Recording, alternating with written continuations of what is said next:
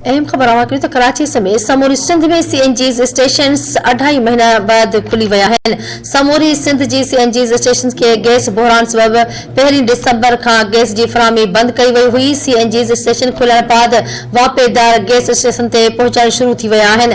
अवां खे आगाह कयूं पिया ॿीहर गाॾियुनि जूं कतारूं लॻी वयूं आहिनि। सुई सदरन गैस अख़्तियारनि मूजिब गैस रुगो LNG हलंदड़ स्टेशन के फराहम कई वेंदी। आगाह कयूं पिया के अहम खबर बाबत कराची समेत समूरी सिंध में CNG स्टेशन 2.5 महीननि बाद खुली विया आहिनि। समूरी सिंध जे CNG स्टेशन के गैस बहरान सबब 1 दिसंबर का गैस की फराहमी बंद कई वही हुई। CNG स्टेशन खुलण बाद वापेदार गैस स्टेशन ते पहुंचण शुरू थी विया आहिनि, जिन ते ॿीहर गाॾियुनि जूं कतारूं लॻी वयूं आहिनि। सुई सदरन गैस अख़्तियारनि मूजिब गैस रुगो LNG जे हलंदड़ स्टेशन के फराहम कई वेंदी।